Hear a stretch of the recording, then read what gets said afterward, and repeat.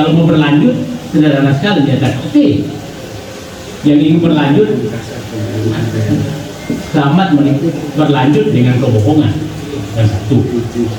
Yang mau berlanjut dengan oligarki, kan sederhana. Yang mau berlanjut, silakan berlanjut dengan tumpukan utang. Saat saya ketemu Pak Anies di Mekah, saya bilang, Pak, kelihatannya Bapak tuh jadi presiden itu karena rumput jis. Gitu. Itu karena rumput Jakarta International itu rumput kok jadi bahan kampanye kayak gitu. Bagus lah, jadi itu kalau deh ini gampang, lebih gampang dari ini karena ini hitam putih, nggak ribet. Yang parah tuh kalau lawan ada juga menyatakan kami juga ingin perubahan, itu agak pusing. Jadi kalau dua-duanya menyatakan kami melanjutkan, itu lebih mudah.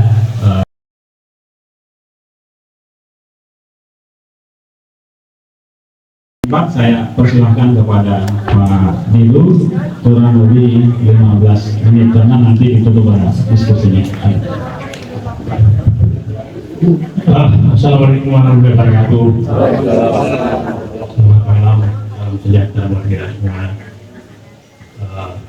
Riko selamat memasuki dunia perjuangan dunia perjuangan yang penuh godaan, yang saya sendiri pernah di dalam dan saya keluar karena tidak tahan.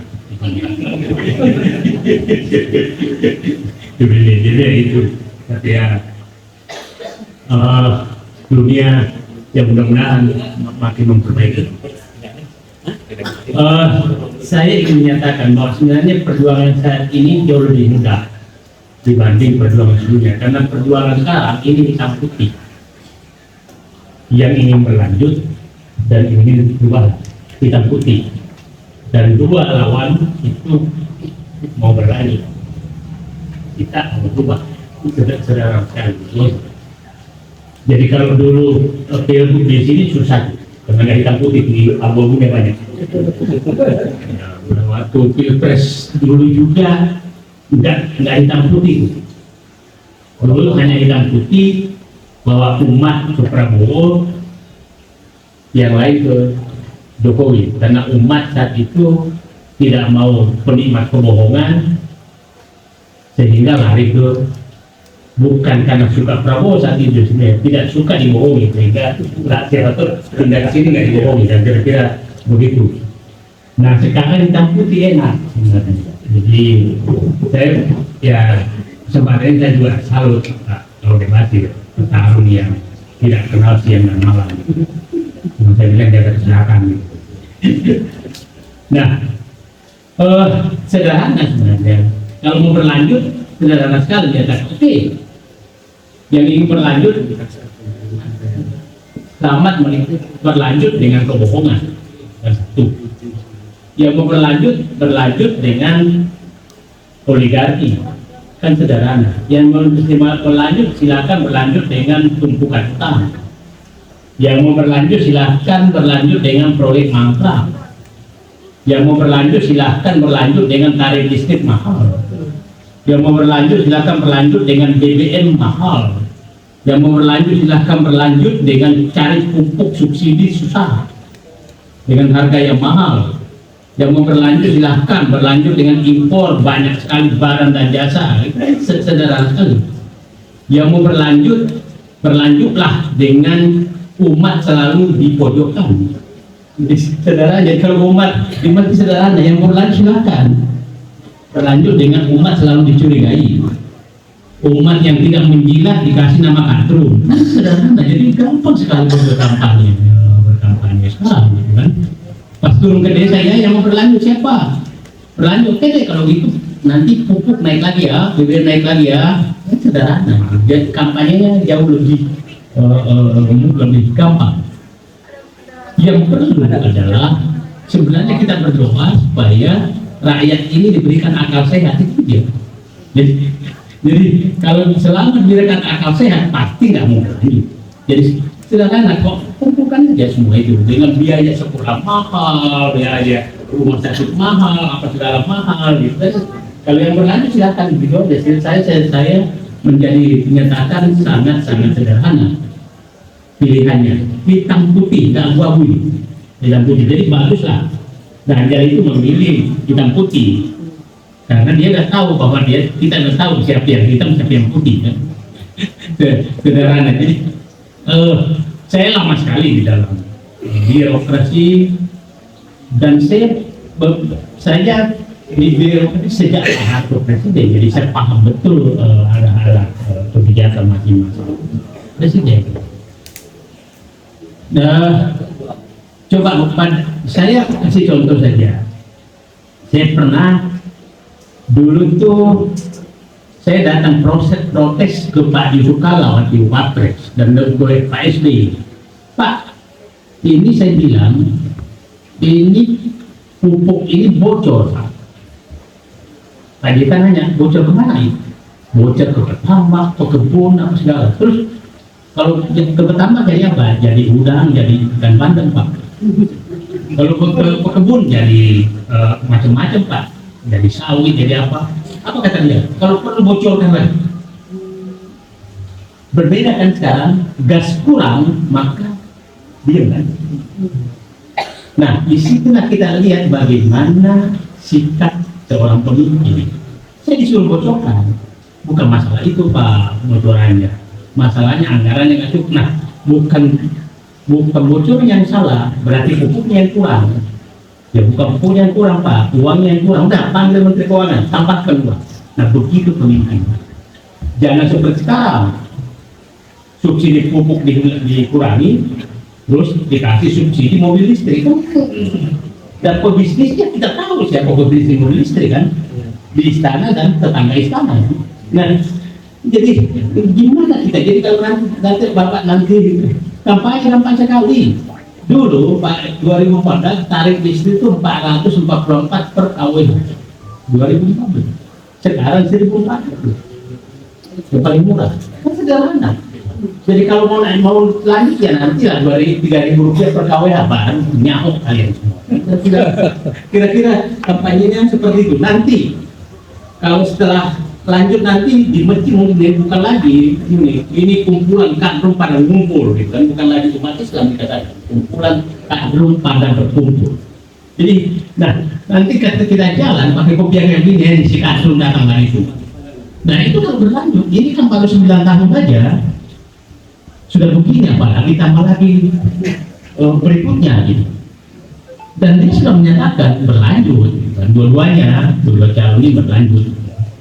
Nah, jadi saya hanya menyatakan mari kita kumpulkan betapa bangsa ini terbawa ke jurang apabila ini berlanjut.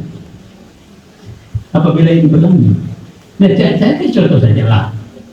Utang negara kita 6 presiden itu 2.600 triliun, 6 presiden mulai Bung Karno sampai Pak SBY. Pak Jokowi menjadi mendekati 8.000. Itu dulu 2016 dia itu bergabung dengan utang BUMN kan masih menyatu. Kalau digabung dengan utang BUMN sekarang kira-kira 14.000 triliun. Kalau ditambah dengan lain menjadi 22.000 triliun. 20.000 triliun. Nah, cara mereka selalu menyatakan utang hanya 8.000 triliun. Nah, jadi kalau memang ya kalau berlanjut maka lajunya juga sama. Jadi Pak Jokowi itu bikin utang itu kira-kira 1,7 triliun per hari. Kalau ditambah APBN 3 triliun per hari. 3.000 miliar per hari. Dulu Pak Harto itu 400 sekitar 500 juta per hari bikin utangnya. Pak SBY itu sekitar 300 miliar per hari. Ini 3.000 miliar per 3.000. Terus itu mau dilanjutkan. Oke.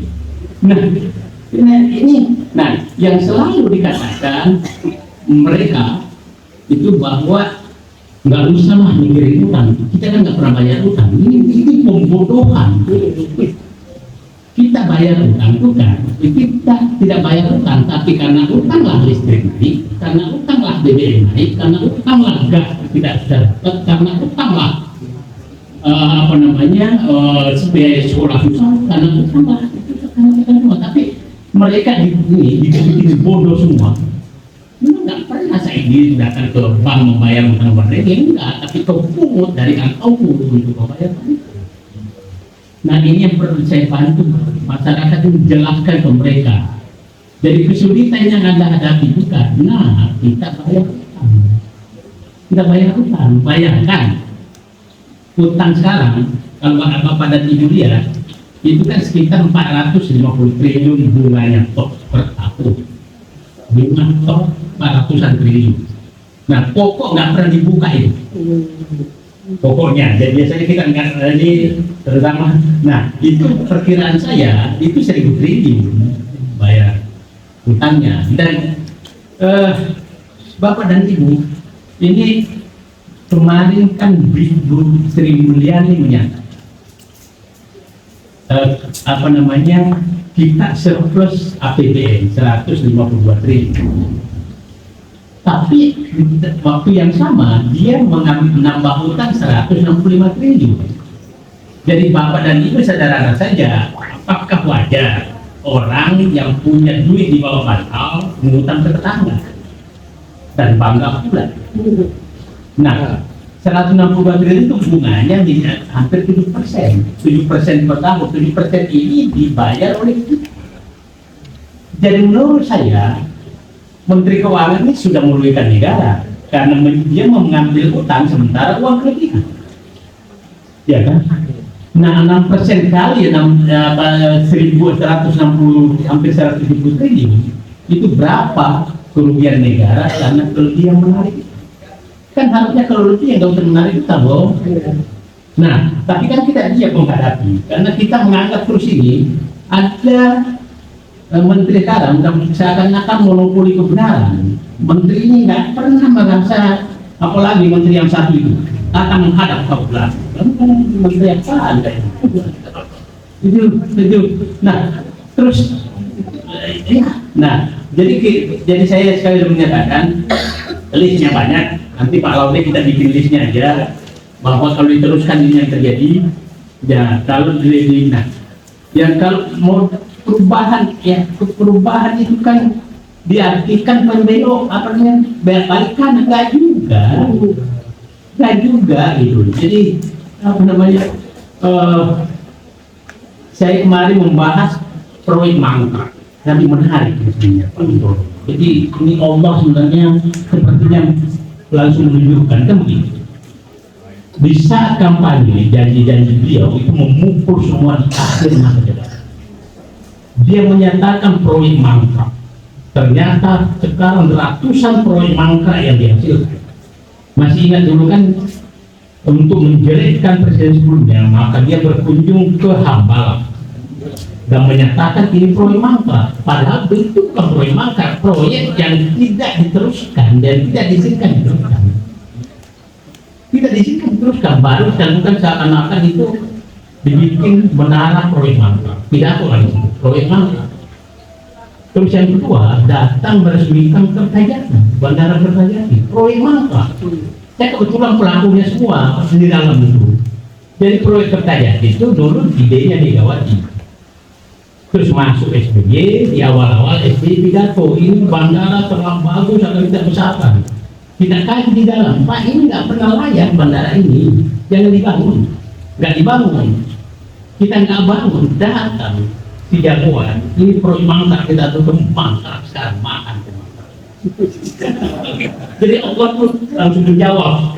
Yang ketiga, jalan tol BCKI, Bekasi, Cawang, Kampung Melayu. Itu saya betul yang menandakan jangan dibangun. Ini tidak pernah layak. Tidak pernah layak. Pilihan kedua, ini proyek 26 tahun mangkrak kita selesaikan. Sekarang mangkrak. Nah sekarang hampir seluruh proyek mangkrak. Nah kita harus jadi kasih contoh ini. Dia mencetak sawah baru hampir 1 juta hektar. mencetak irigasi, bendungan lain-lain, tapi produksi padi nggak naik. Artinya impor malah. Artinya itu semua proyek mangkrak. Masih ingat dulu di awal-awal pakai traktor petani, terus tidak ada lagi, terus janji tidak akan impor. Wah, dia ngomong ini ternyata impor semua. Jadi benar lah kata orang tua saya tuh, sumber segala kejahatan itu kebohongan. Jadi, nah kalau pemimpin tidak bohong, itu Allah langsung menunjukkan semua proyek mangkrak, tidak akan ngutang, ya, ngutang meroket, semuanya dikatakan itu dihajar di akhir masa jabatan. Nah, pertanyaan saya, apakah itu harus bilang itu sederhana? Nah, jadi nanti sederhana, sebutkan aja, gampang kok, angka-angkanya masih ada semua, gitu kan? Angka-angkanya masih ada semua. Kebetulan saya tuh agak hafal angka-angka itu, dan selalu ini tadi saya baru baca kan, Menteri Keuangan menyatakan surat utang kita laku, artinya ekonomi kita bagus. Nah, saya kan menjawab, Ibu Menteri Keuangan, sekali-kali jujurlah. Surat utang kita tuh laku karena bunganya 2 kali lipat dari bunga negara lain, yang menyatakan bahwa ekonomi kita bagus 2 kali lipat tuh. Akhirnya rakyat kita yang membayar, orang Asia menikmati. Kira-kira itu bunga bank di negara lain 1%, dia beli di sini surat utang 6%, kan itu di bawah ke sini tuh beli. Nanti bapak-bapak yang bayar, mereka itu. Ini kita ini dibuat. Memang kebohongan ini turun jauh sekali kemana-mana, apa namanya, dan tapi percayalah sama Allah sedang bekerja. Saat saya ketemu Pak Anies di Mekah, saya bilang, Pak, kelihatannya Bapak tuh jadi presiden itu karena rumput JIS gitu. Itu karena rumput Jakarta International itu rumput kok jadi bahan kampanye kayak gitu. Bagus lah, jadi kita memang Allah bekerja. Apa urusannya itu menteri kita ada ngintikin rumput kayak begini. Nah, akhirnya sekarang ini semakin hari semakin terbuka semuanya. Jadi apa namanya, semakin terbuka mungkin karena mereka zalim pada umat. Pokoknya ya, siapapun yang ini katur semua kalian. Nah, jadi kira-kira itu pengantar saya. Kalau deh ini gampang, lebih gampang dari ini karena ini kita putih, nggak ribet. Yang parah tuh kalau lawan ada juga menyatakan kami juga ingin perubahan, itu agak pusing. Jadi kalau dua-duanya menyatakan kami melanjutkan, itu lebih mudah melawannya. Jadi ya itu saja. Dan sebenarnya tempat pertarungan ini kan hanya di Jawa Timur, Jawa Tengah. Itu aja. Ya, jadi kalau orang kita berdoa setiap ini yang memohon berikanlah akal sehat kepada masyarakat Jawa Timur, Jawa Tengah. Itulah bangsa Indonesia. Jadi sebenarnya penentunya nggak punya Pak Utoro. Pak Utoro ini kalau mereka kembali ke akal sehat, bangsa ini akan selamat. Kalau di Jawa Barat, di luar ya itu enggak. Udahlah, udah selesai. Kita tidak menyatakan, hanya berdoa, ya berikanlah akal sehat kepada saudara sebangsa di Jawa Tengah dan Jawa Timur. Terima kasih.